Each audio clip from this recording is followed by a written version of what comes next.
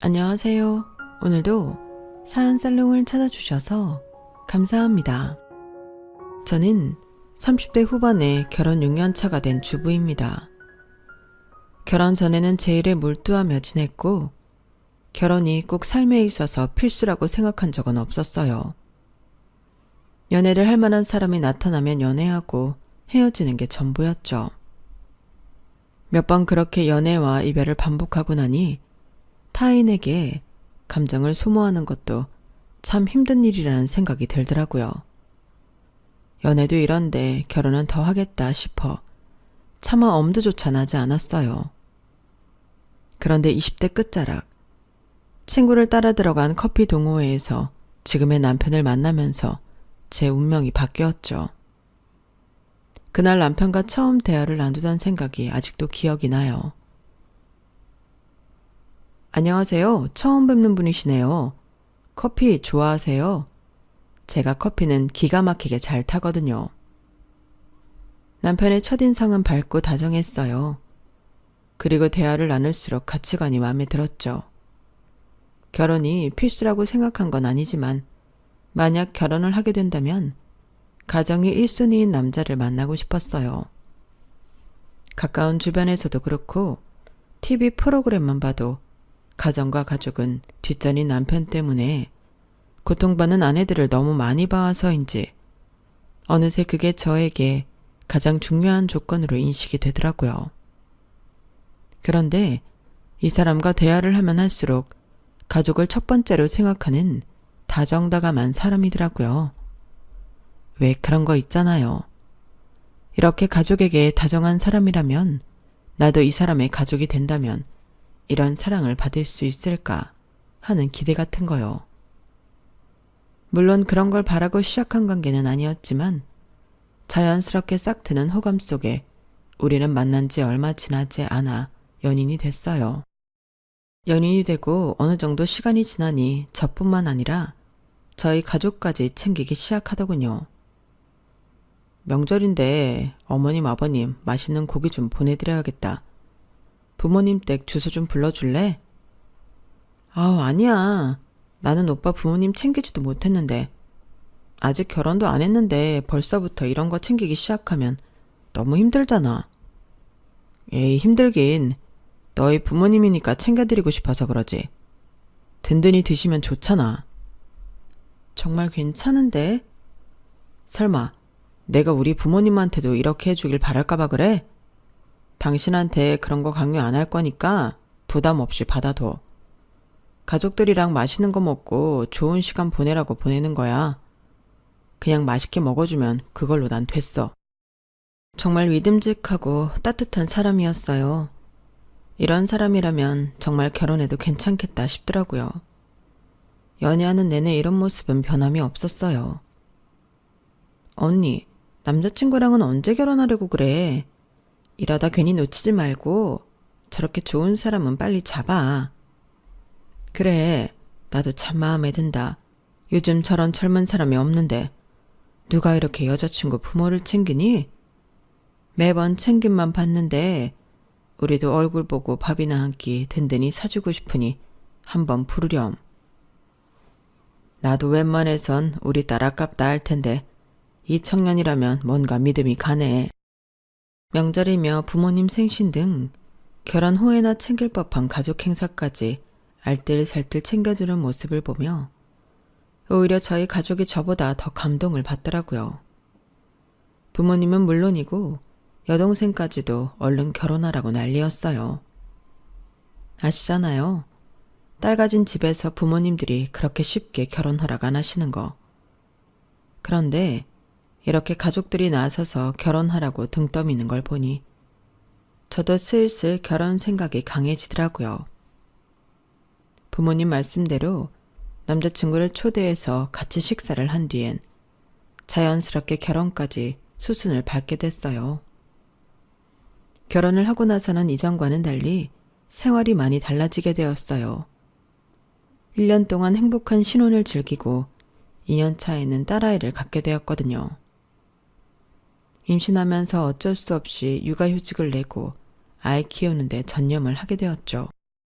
하지만 제가 다니던 회사가 큰 곳은 아니라 육아휴직이 끝난 후에는 회사 사정상 복직을 하기가 힘든 상황이 됐어요. 그때 남편은 난감한 얼굴이긴 했지만 저를 다독여줬어요. 괜찮아 여보. 당분간 내가 벌면 되니까. 아영이 어린이집 갈 때까지만 버텨보고 일자리는 그 이후에 알아보자. 당시 남편이 다니던 회사도 힘든 상황이었기에 위태위태하다는 건 알았지만 별다른 방도는 없었어요. 시댁도 친정도 아이를 맡아달라고 하기엔 어려운 처지였거든요. 그래서 결국 합의하에 아이가 어느 정도 클 때까지는 남편이 외벌이를 하게 됐죠. 분명히 육아도 너무 힘들고 지치는 일이었음에도 은근히 남편 눈치가 보이더라고요. 남편이 대놓고 눈치를 주는 일은 없었지만 퇴근하고 힘들어하는 모습을 보면서 나도 힘들었으니 이제 당신이 아이 좀 봐줘라. 그런 말은 꿈도 못 꿨어요. 그동안 늘 제가 번 돈으로 제가 먹고 살던 게 너무 습관이 되어서였는지 아무리 남편일지라도 다른 사람이 벌어다 준 돈으로 생활한다는 게 어색하더라고요. 그래서 저 나름대로 집안 경제 상황에 보탬이 되고자 부동산 공부를 열심히 했어요. 빨리 투자에 눈을 떠야 뭐라도 벌이가 되겠거니 싶었거든요.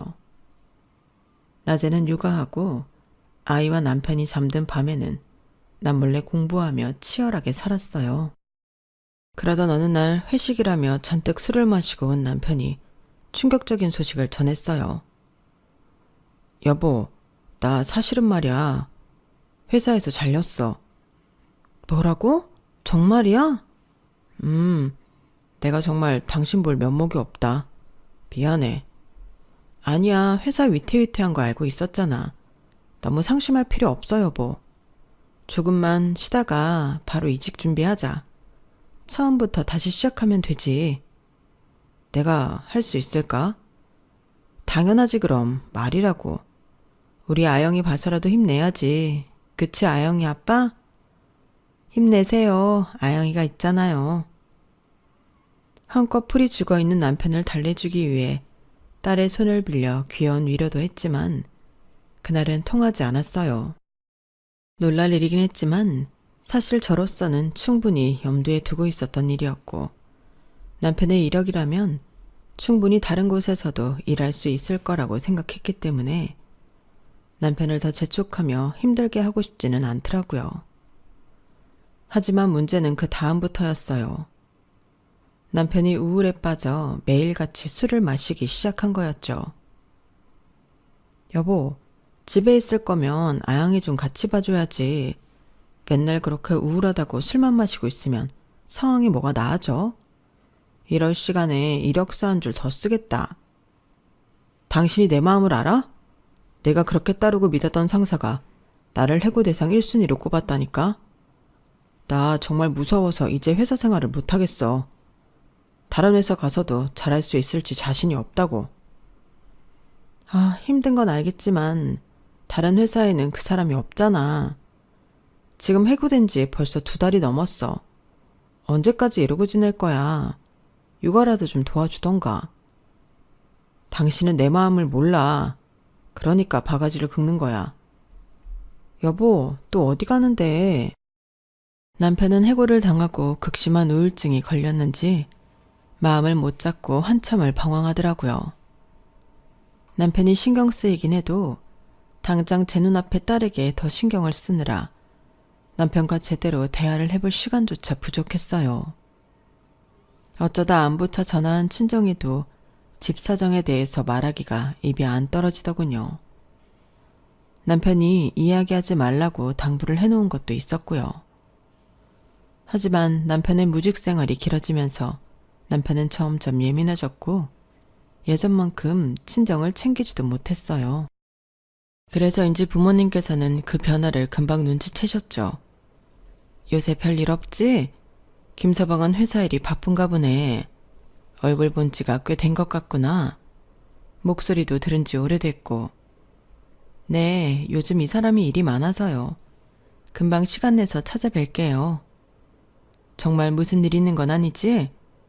그렇게 살갑게 챙기던 사람이 갑자기 연락 두절이 되니 걱정이 들어서. 네, 별일은요. 저희도 애 키우고 벌어먹고 살려니 좀 여유가 없어서 그래요. 이해해 주세요. 그래, 이해 못하는 건 아니지만 혹시나 무슨 일 있으면 바로 이야기해 줘야 한다. 우리가 도울 수 있는 게 있으면 도울 테니까. 가족 좋다는 게 뭐니? 이럴 때 의지할 수 있는 게 가족이라는 거야. 네, 또 연락 드릴게요. 매번 떠보든 묻는 부모님께 둘러대는 것도 한두 번이지. 기간이 길어지니 저도 슬슬 스트레스가 쌓이더군요. 남편은 좀처럼 변할 생각을 않고 이 상황을 쉽사리 말할 것도 없어 힘든 와중 동생에게만 살짝 말하게 됐어요. 뭐라고? 언니, 그럼 그냥 말씀드리자. 엄마 아빠도 알아야 도와줄 수 있잖아. 도와주긴 뭘 도와줘. 결혼했는데 알아서 살아야지. 아직 시댁에서도 몰라. 내가 친정에 말한 거 알면 이 사람 또 자존심 상해서 어쩔 줄 몰라 할 텐데. 그런다고 계속 이대로 있어? 언제까지고 이러고 살 순 없잖아. 그냥 내가 말씀드릴게. 결국 사연을 알게 된 동생이 부모님께 전달했고 친정 부모님께서는 바로 저희 집에 찾아오셨어요. 얘들아, 그렇게 뭔가 이상하다 싶더라니. 왜 진작에 말을 안 하고 그렇게 버텼어? 얼마나 힘들었을까? 장모님, 별 면목이 없습니다.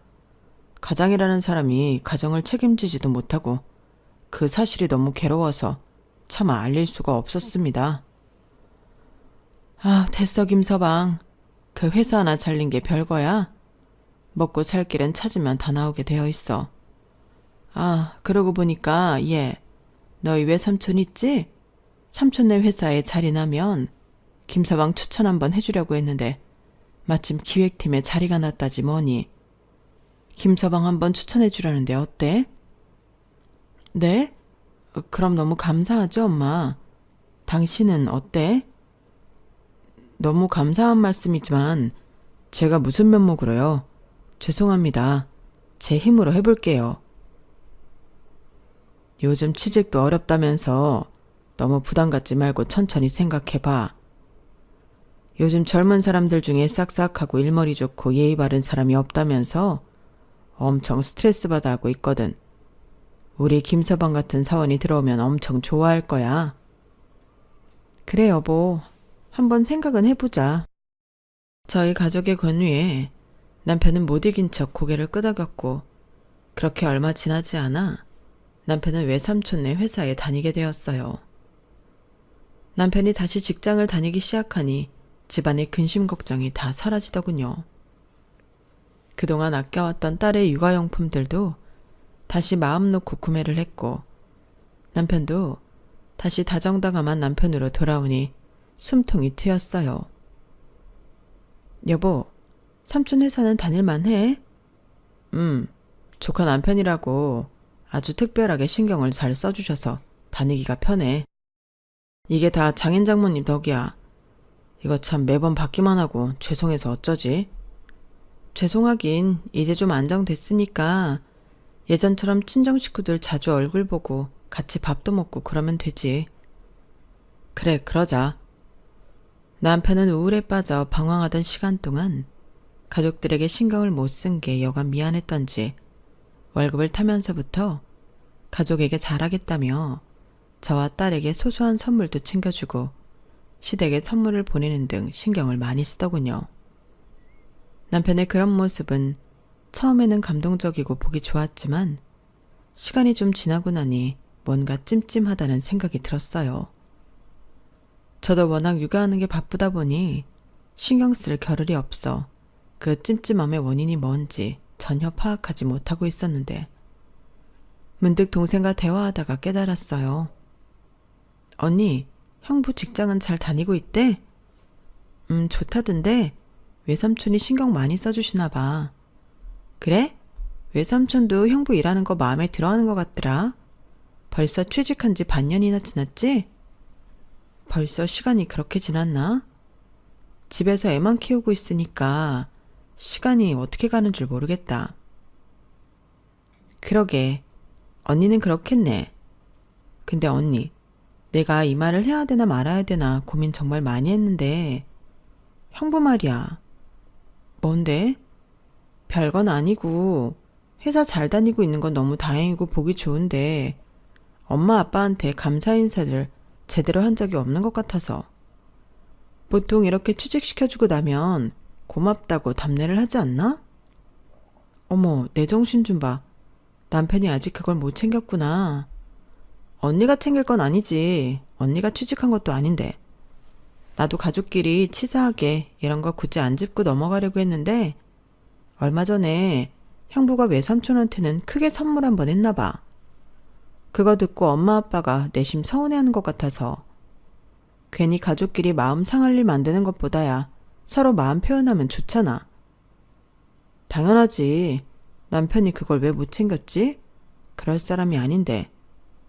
우리도 그럴 사람이 아닌 거 아니까. 그동안 별말 안 하고 있었는데 외삼촌만 챙겨준 건 좀 그렇긴 한 것 같아서 언니가 형부한테 잘 전달 좀 해줘. 그래, 그럴게. 문득 동생 말을 듣고 보니 남편이 친정에는 제대로 감사를 표현한 적이 없다는 생각이 들었어요.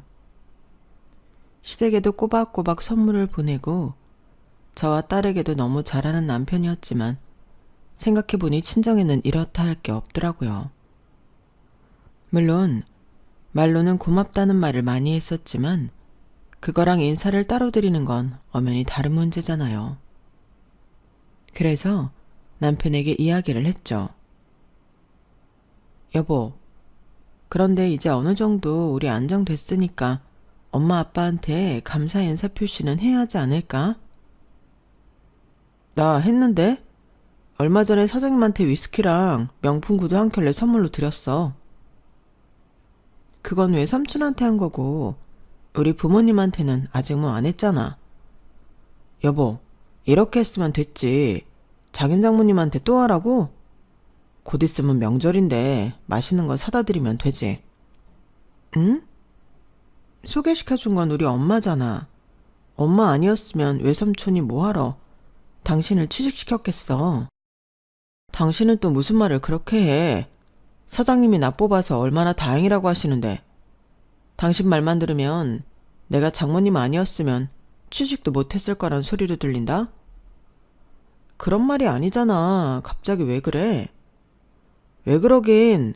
나 힘들었던 건 누구보다 당신이 제일 잘 알면서 꼭 그렇게 나를 낮춰야 속이 시원하겠어? 그게 아니라 입장 바꿔서 생각해봐. 외삼촌한테는 그렇게 하고 우리 부모님한테는 아무것도 없으면 무슨 생각을 하시겠어? 내가 뭐 큰 거 하자는 게 아니라 그냥 감사 표시만 좀 하자는 거야. 아, 이거 뭐 배보다 배꼽이 더 크네. 알았어. 근데 당장은 못해. 최근에 사장님한테 쓴 돈이 커서 다음 달 월급 나올 때까지 좀 기다려봐. 저는 남편의 그 말만 철석같이 믿고 기다렸어요. 누구보다 가족을 생각하는 사람이니 당연히 친정도 잘 챙겨줄 거라 믿었거든요. 그런데 육아를 하며 다시 한번 제가 깜빡한 사이 약속했던 한 달이 훌쩍 지나가 있었어요. 여보, 이번 달엔 엄마 아빠께 인사드리자. 지난달에 하기로 한 거 둘 다 정신이 없어서 잊어버렸네. 아, 알지. 근데 이번 달은 좀 어렵겠다. 우리 어머니 생신인 거 알면서 그래. 다음 달 장모님 생신에 겸해서 인사드리면 되잖아. 그 말에 살짝 답답했지만 싸우기 싫어서 그냥 넘어갔어요. 지금 생각해보면 그때부터 바로 잡았어야 했는데 싶더라고요. 남편은 어머니 생신이 되자 초호화 호텔 레스토랑을 예약했어요. 이 정도는 해야지. 엄마가 이런 데 한번 와보고 싶다고 하셨거든. 거기에 더해 명품백까지 준비한 걸 보곤 솔직히 조금 마음이 상했어요. 물론 시댁을 챙기는 건 좋은 일이지만 남편의 벌이를 생각하면 너무 과한 선물이 아닌가 싶었거든요. 그래도 다음 달에 친정엄마 생신도 있고 집에 제대로 인사를 한다고 했으니 넘어갔어요. 남편이 친정도 신경 쓰고 있을 거라고 믿고 싶었거든요. 하지만 마음 한구석엔 살짝 불안함이 남았어요. 남편이 시댁에 보이는 그 열정과 정성을 과연 친정에도 보여줄까 하는 생각이 들더라고요. 시간은 빠르게 지나 친정엄마 생신이 다가왔어요. 저는 남편이 그동안 미뤄온 감사 인사를 겸해서 뭔가 특별하게 준비할 거라 기대했죠. 그런데 남편은 시어머니 생신 때와 거의 똑같이 준비하더라고요. 비슷한 가격의 고급 레스토랑, 그리고 비슷한 가격대의 명품백. 분명 큰 정성이 들어간 선물이었지만 시어머니 생신과 감사 인사를 겸한 친정엄마 생신이 똑같이 준비된 게 왠지 모르게 마음에 걸렸어요. 생신날 친정엄마는 너무 감격하셨어요. 어머, 우리 사위가 취직하더니 이런 선물을 다 해주네. 나는 가방 막 들고 다니니까 이런 건 필요 없는데 이거 아까워서 어떻게 들고 다니지? 벌자마자 다 쓰게 만드네. 미안해서 어쩌나? 장모님, 저 취직시켜주셨는데 이 정도 보답은 당연히 해야죠. 생신도 너무 축하드립니다. 여동생도 한마디 거들었어요. 와, 가방 진짜 너무 예뻐요, 형부.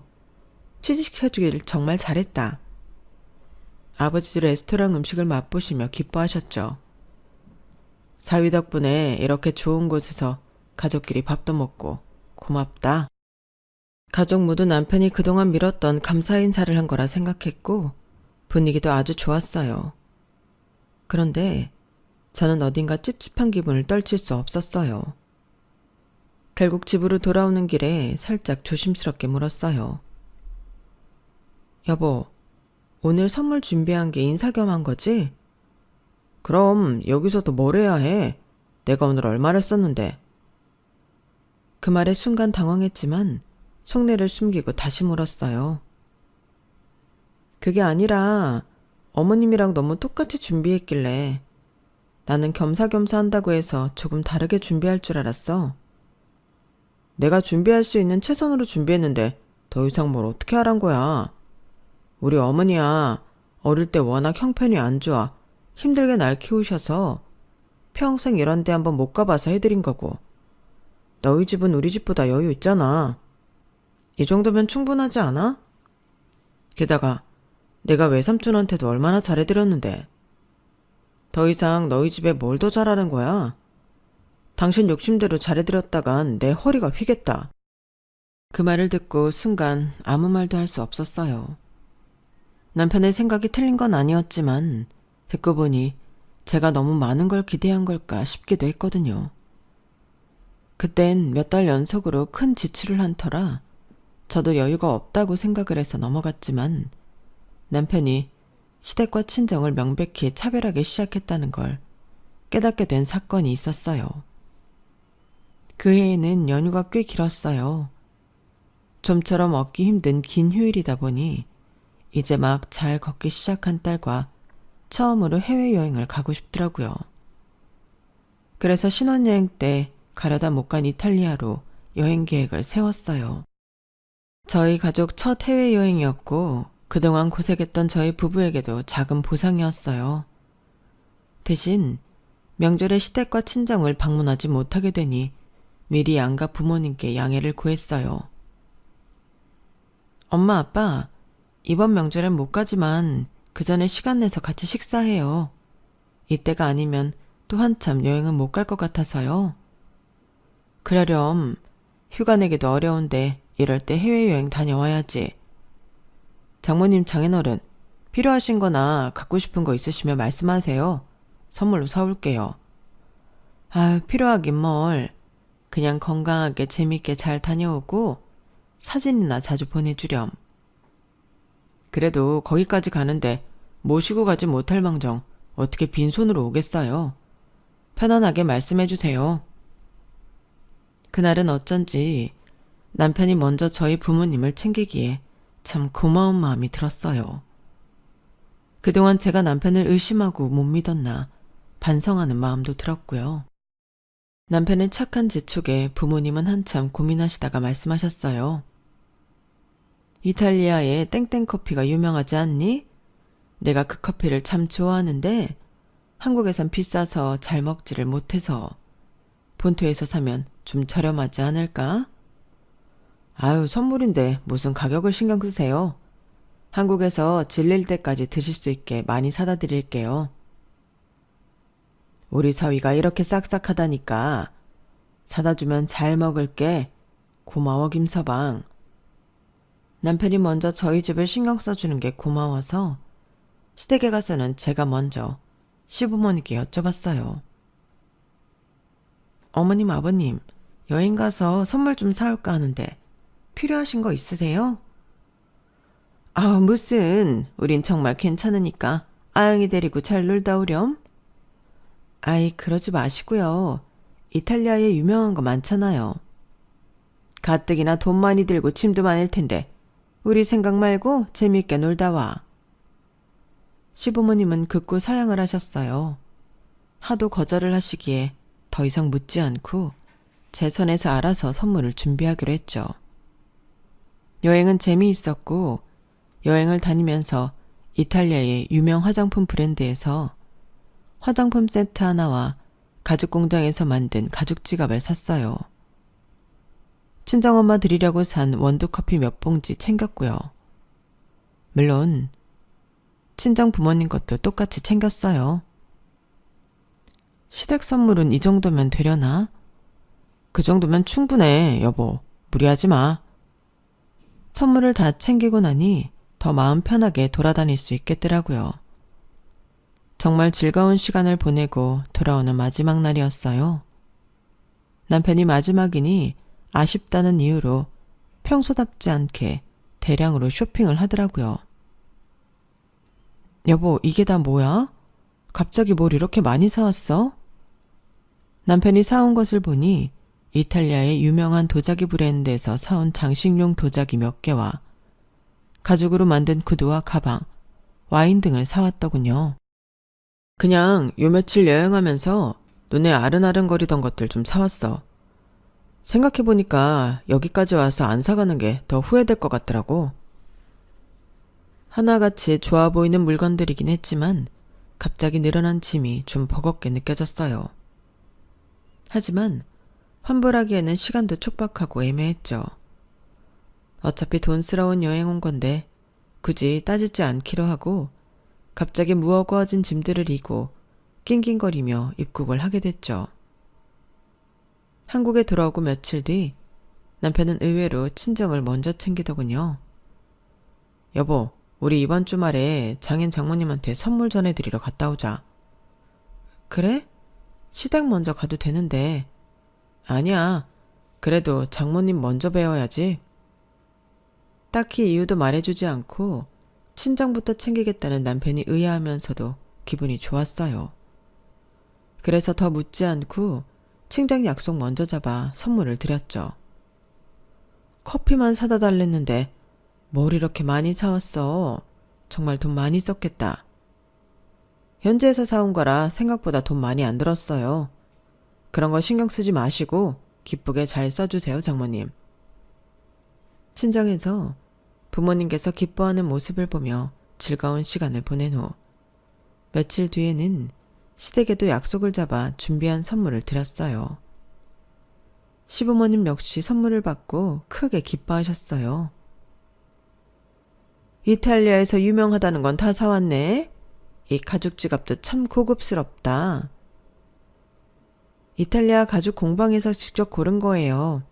어머님 아버님한테 딱 잘 어울릴 것 같아서요. 우리 며느리가 보는 눈이 있다니까. 정말 마음에 든다. 고마워.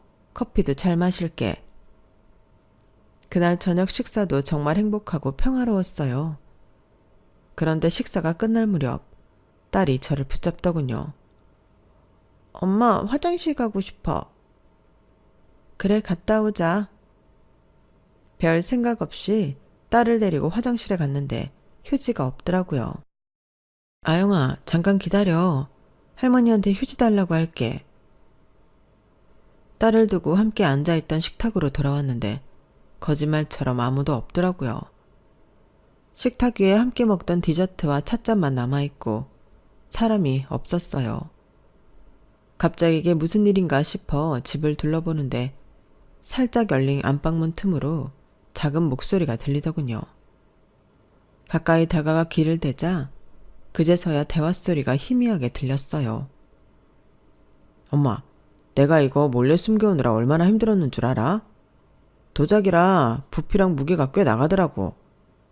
자꾸 오늘따라 짐 들어주겠다는 거 거절하느라 혼났네. 아우, 이 귀한 걸.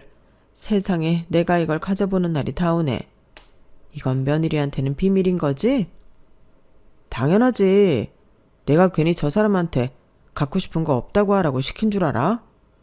이런 거 엄마 아빠만 챙겨준 거 알면 또 난리 난다고. 아빠, 이거 아빠가 마셔보고 싶다고 한 술. 이탈리아 와인이 맛있긴 하더라. 구두도 완전 멋지지? 참, 우리 아들이 고생이 많다. 얼마나 저 아이가 바가지를 긁어대면 집에 선물 하나 맘 편히 못 갖다 주고. 괜히 이런 걸로 서로 마음 상하고 싸우기 싫어서 그래요. 엄마 아빠는 지금처럼 쭉 바라는 거 아무것도 없는 척해. 내가 알아서 챙겨줄 테니까. 그래도 이래도 되나 싶다. 사돈댁에서 너 취직시켜준 것도 있고 좀 챙겨줘야 하는 거 아니니? 그런 걱정은 하덜마. 저 사람이 자기 집은 또 어찌나 알뜰살뜰 잘 챙기는데. 그리고 엄마 아빠는 나 키우느라 워낙 별고생을 다 하셨잖아. 이제 좀 먹고 살만해져서 효도 좀 하려는데 어디 저 사람이 가만두는 줄 알아? 내가 보기엔 친정은 좀 덜 챙겨줘도 되겠구만. 효도를 아주 반반 똑같이 하려고 하니까 피곤해 죽겠다니까. 아, 아영이 나오겠다. 빨리 다시 나가서 앉아있자. 남편의 말에 어머님 아버님은 후다닥 자리를 대강 정리하고 일어나셨어요.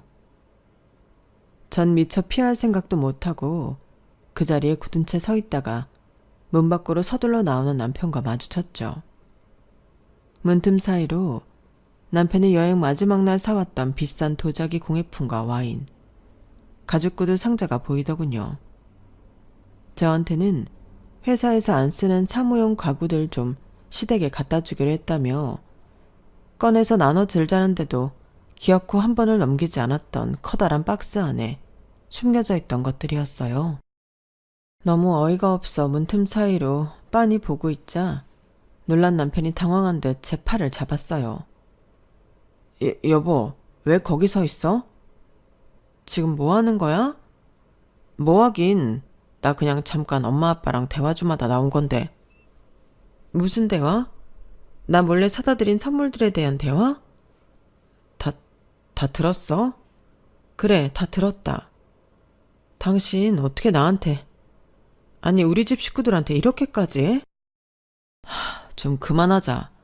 내가 오죽했으면 이러겠어. 뭐라고? 내가 언제 당신네 집 안 챙긴 적 있어? 자꾸 하라 하라 해서 해도 더 하라 그러니까 내가 더 하기가 싫어서 이러는 거잖아. 남편은 들키니 오히려 더 적반하장으로 뻔뻔하게 굴더군요. 기가 막혀서 말도 안 나왔어요. 대체 내가 뭘 그렇게 하라 했다 그래? 애초에 당신이 조금이라도 순수하게 우리 집 챙긴 적 있어? 항상 시댁보다 덜 챙기려고 안간힘을 썼잖아. 그럼 내 부모 내가 더 챙기고 싶은 게 당연한 거 아니야? 그렇게 억울하면 당신 부모는 당신이 더 챙기면 되잖아. 당신도 지금 그거 억울해서 나한테 따지는 거면서 할 말이 있다는 게 신기하네. 난 이번 여행 선물도 어머님 아버님 선물이랑 우리 부모님 별반 다를 거 없이 챙겨왔어. 그런데 당신은 그렇게 뒤에서 몰래 선물을 해? 이게 너무하다고 생각은 안 해? 아, 내 돈 주고 내가 샀는데 무슨 상관인데? 그래, 얘가 우리 챙기겠다고 한 건데 너무 뭐라고 하지 마라. 너무 뭐라고 하니까 우리도 섭섭해지려고 한다. 어? 맞다. 우리가 좀 갖고 싶은 게 많아서 사다 달라고 부탁한 거야. 얘가 그래도 아내라고 눈치 보겠다는데 우리가 뭐 어떡하니? 뒤에 몰래 말하는 수밖에. 어머님 아버님까지 껴들어서 편을 드니 정말 미칠 노릇이더군요. 어머님 아버님한테 뭐라고 하는 게 아니에요. 저는 항상 시댁에 똑같이 해드리려고 노력하는데 저 사람이 자꾸만 친정이란 시댁을 은근히 차별하려고 하니까 속이 상해서 그래요. 그럼 자기 부모를 챙기는 거지. 뭘 이런 거 가지고 소란이야. 우리 좀 더 챙겨주는 게 그렇게 눈꼴 시렵니? 아니 어머님 그런 뜻이 아니잖아요. 어머님 아버님 입장에선 당연히 이해가 안 가시는 거 이해해요. 하지만 이때다 싶어 남편이 으스대는 게 정말 꼴보기 싫더군요. 당신이 자꾸 차별 하는데 아무래도 차별이 뭔지 모르는 것 같은데 진짜 차별을 당해봐야 그동안 당한 게 차별이 아니라고 생각하지. 뭐? 그러기만 해. 그럼 나 정말 당신이랑 끝이야. 돌아오는 차 안에서도 남편과 한참을 싸웠지만 답이 나지 않더라고요. 이미 남편이 시댁과 친정을 차별하는 일이 가슴에 많이 쌓여있던 터라 이번 일은 정말 그냥 못 넘어가겠더라고요. 그래서 제대로 경고를 했죠.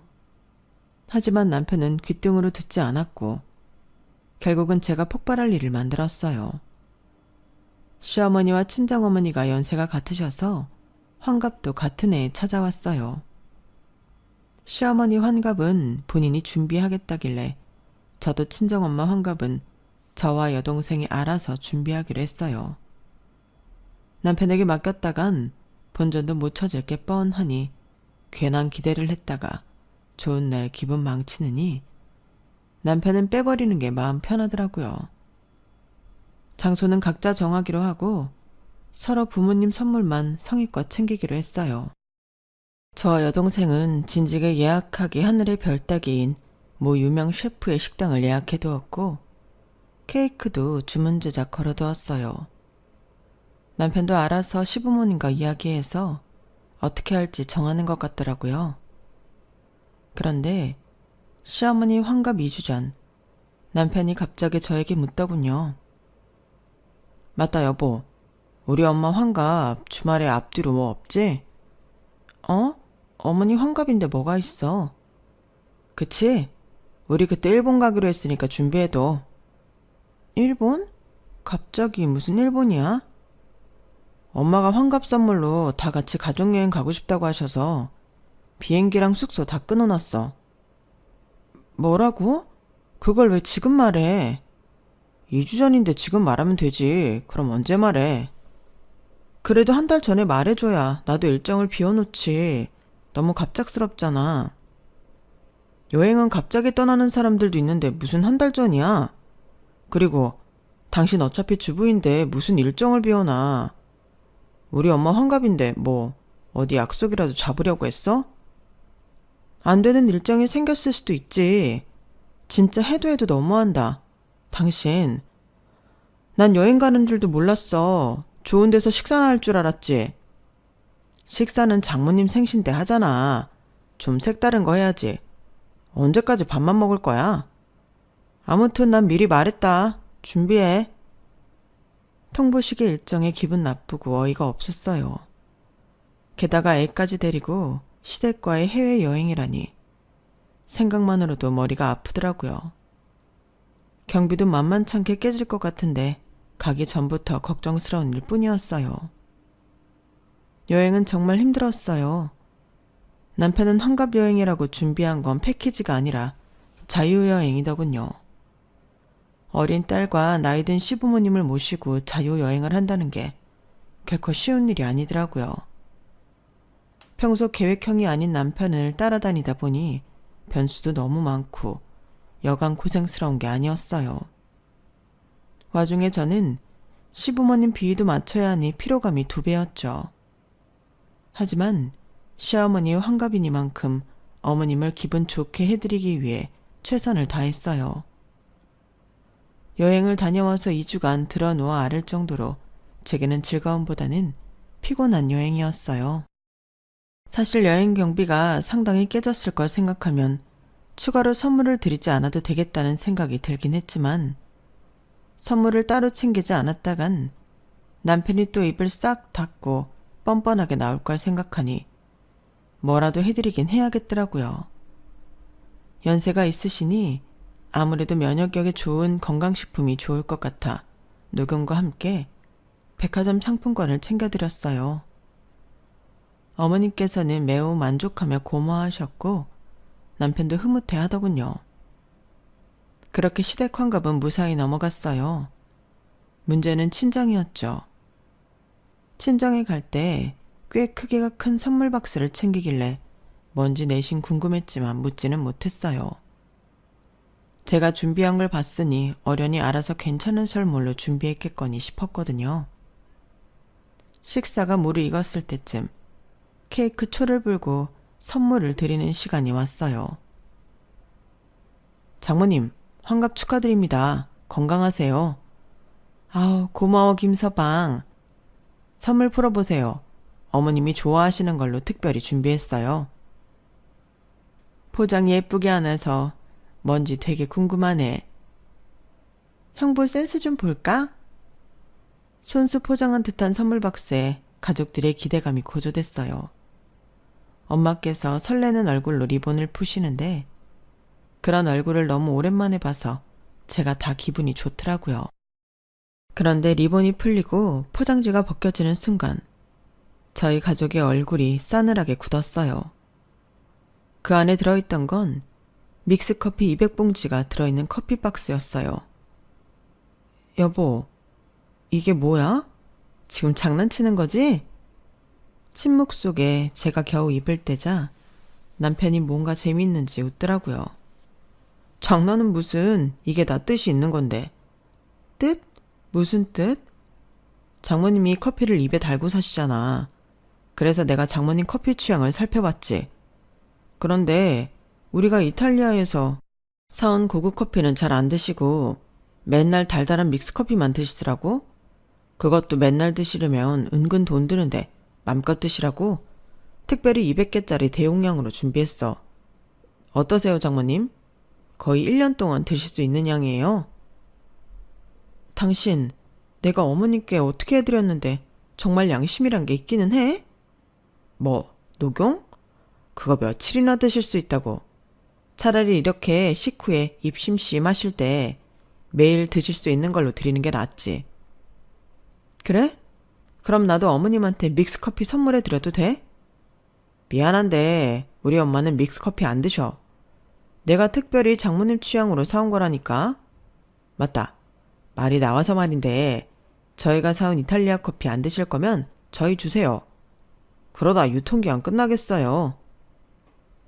세상에, 내가 정말 기가 막혀서. 김서방, 사람 이렇게 안 봤는데 지금 뭐 하자는 거야? 어? 이거밖에 안 되는 사람이었나? 김서방, 자네 지금 우리랑 장난하나? 다 죽어가던 걸 취직시켜 살려놨더니 환갑에 믹스커피? 내 자네처럼 몰상식한 인간은 처음 보네. 그러니까 형부 진짜 미쳤어요? 요즘 언니랑 사이 안 좋다는 건 알았지만 우리 엄마가 뭘 잘못했다고. 형부가 진짜 다른 사람도 아니고 우리 엄마한텐 이러면 안 되지. 미안한데 처제, 장모님이 취직시켜준 건 감사하지만 거길 버티고 있는 건 내 능력이야. 내가 회사에 도움 안 되는 사람일 것 같으면 애초에 장모님이 소개도 안 해주셨겠지. 인정하긴 싫겠지만 내가 꽤 신임받는 직원이거든. 뭐 저런 인간이 다 있어? 내가 사람을 잘못 봐도 아주 단단히 잘못 봤네. 당신, 내가 분명히 경고했지? 정말 이렇게 대놓고 나오면 우린 끝이라고. 나도 더 이상은 못 참아. 이혼해. 머리 끝까지 화가 나 홧김에 저지른 말 같아 보였겠지만 사실은 꽤 오래전부터 이혼을 준비하고 있었어요. 결혼 생활 중 틈틈이 했던 부동산 공부로 자산을 축적해오고 있었거든요. 월세 수익으로도 충분히 저와 딸 생활비는 가능한 수준으로 만들어뒀거든요. 이러려고 만들어둔 자산은 아니었는데 좀 씁쓸하긴 했지만 덕분에 당장 남편의 경제력에 기대지 않아도 되었기에 이혼을 해도 큰 걱정은 없었어요. 남편은 제가 하는 일에는 늘 관심이 없었기 때문에 본격적으로 이혼 얘기가 오가면서야 그런 자산을 갖고 있었다는 사실을 알게 됐어요. 여보, 우리 이러지 말고 이성적으로 생각하자. 우리 아영이 아빠 없는 딸로 키우려고 그래? 당신 같은 아빠는 없는 게 나아. 왜 이제 와서 이런 재산이 있다니까 생각이 달라지려 해? 꿈 깨. 남편은 제가 어느 정도 재산을 읽어놓은 걸 알자 마음이 흔들리는 듯 하더군요. 그것조차 기분이 나빠서 이혼을 빠르게 추진했어요. 자존심은 어찌나 센지 제가 태도를 바꾸지 않자 남편도 그대로 이혼을 하자고 하더군요. 그 태도가 바뀌기 시작한 건 남편이 회사에서 잘리면서부터였어요. 알고 보니 동생이 엄마를 설득해 외삼촌을 찾아가 자초지종을 털어놓았더라고요. 사실을 알게 된 외삼촌께서는 크게 분노하셨어요. 외삼촌께서는 집안의 막내였던 저희 엄마를 아주 아끼셨거든요. 그게 사실이냐? 아주 정신머리가 단단히 나간 놈이네. 일머리도 속 터지는 거 네 사위라고 봐주고 또 봐줬는데 차라리 잘 됐다. 안 그래도 내보내고 싶은 거 참고 있었다.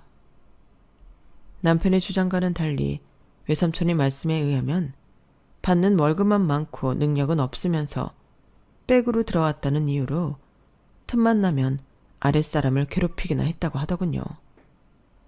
일반 사원이었다면 벌써 내보내고도 남았지만 엄마의 사위라는 이유로 참고 계셨다고 했어요. 외삼촌은 얼마 후 조치를 내렸고 남편은 권고사직을 당했어요.